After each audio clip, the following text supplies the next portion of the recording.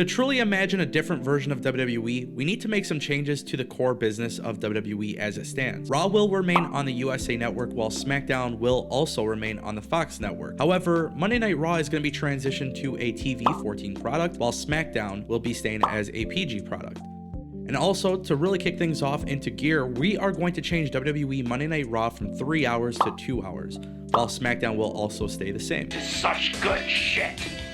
To keep this as realistic as possible, I have created a set of ground rules that I must follow throughout the entire duration of this video. The first rule that must be enforced is that we can only use active WWE roster members or personnel, meaning anybody that's signed to AEW or Impact will not be used in this video. The first thing that we have to do is create internal competition between WWE Raw and Friday Night SmackDown. So what I have done is appointed 2 general managers. Wade Barrett will be taking over for WWE Raw, and William Regal will be taking over for Friday Night SmackDown. Because we are creating internal brand warfare, it's really important that we have general managers for their respective shows. On top of that, each brand will actually be given their own writing team. This way, Raw and SmackDown could truly be in competition with each other. I believe the idea of internal competition could be really good for the long-term health of WWE. It's also really important to mention that the current day roster as of this recording is the roster that belongs to their respective brands in this video, aside from some small changes here and there. It's really important that WWE Raw and SmackDown get a complete makeover. Thanks to these beautiful community creations in WWE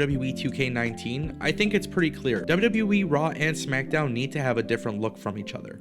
Before we could take a look at the pay-per-view calendar, it's really important to understand when this reset truly begins. The new WWE season would begin on January 1st at the new pay-per-view WWE Ground Zero. WWE Ground Zero could potentially be one of the most important pay-per-views in WWE's calendar year. This would be due to the idea that WWE would introduce a WWE draft on the kickoff show. With WWE investing so much time and money into the Performance Center, the Next in Line program, and the NXT developmental program, those will actually be the only eligible people in the WWE draft.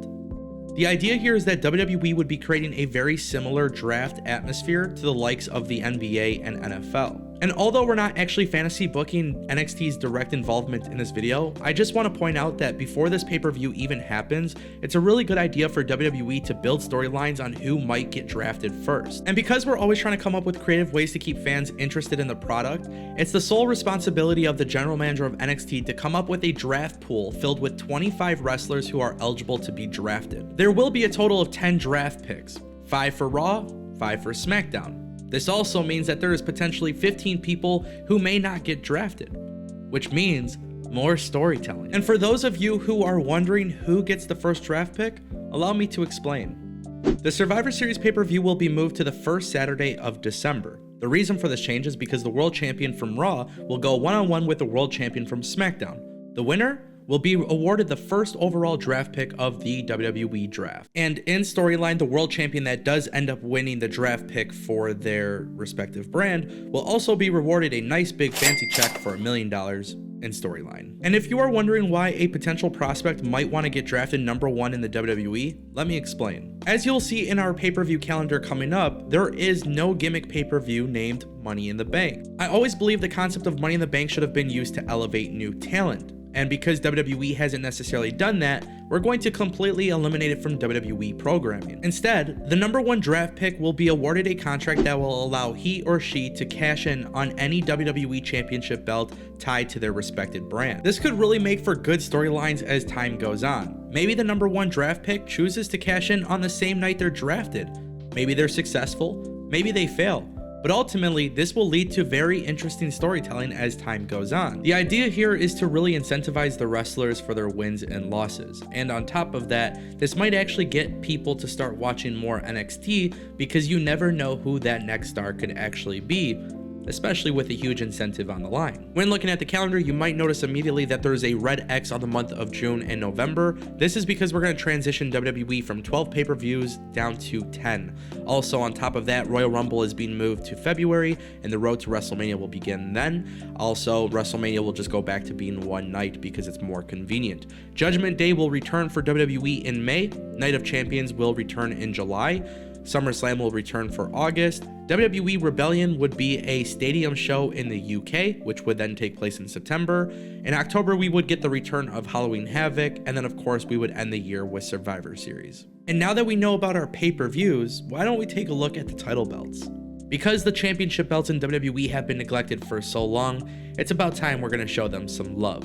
This right here would be the new WWE World Heavyweight Championship, and this of course would be the new Women's Championship. These of course will be the Tag Team Championship belts, and the one I really want to focus on today is the new Iron Man Championship belt. It's really important to me that the mid-card championship belt is used to elevate the talent, so I've come up with two unique ways to really make this an interesting title belt. The superstar that possesses this championship belt will have champion's advantage. At every pay-per-view that they are set to defend this belt, they have the task of coming up with a stipulation for the match.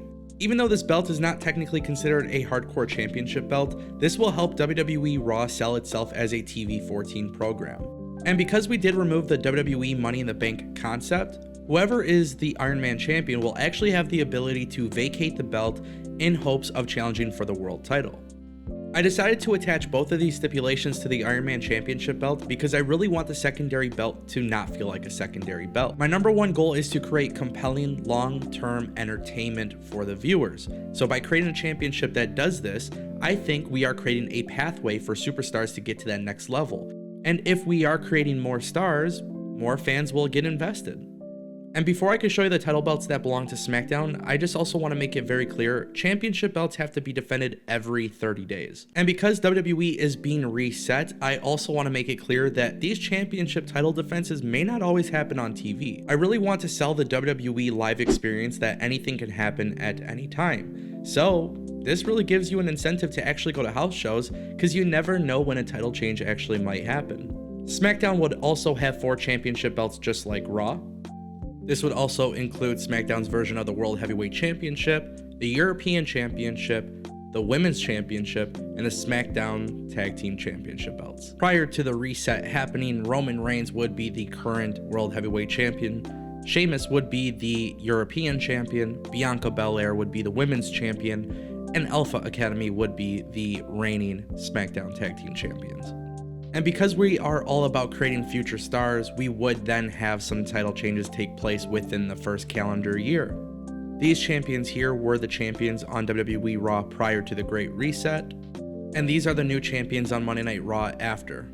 Based on some of the heel character work that we've seen from Kevin Owens in the past, I believe he would be the great example of somebody cashing in the Iron Man Championship on Finn Balor. And while I would agree that maybe Omos isn't necessarily ready for a major push, I do think it could be a very interesting scenario to see what he does when having the champion's advantage. And because we are building an internal competition between Raw and SmackDown, they will actually have the ability to trade members from their roster. However, champions would be excluded from any sort of trade. And in order to keep the product fresh with certain matchups and storylines, there actually will be a trade deadline. This would go from May to November. The trade deadline would actually be on Black Friday every November. I also think it'd be a really cool idea for WWE to hire analysts to do a network special. Again, the goal is to sell fans on the idea that something unexpected could happen at any time.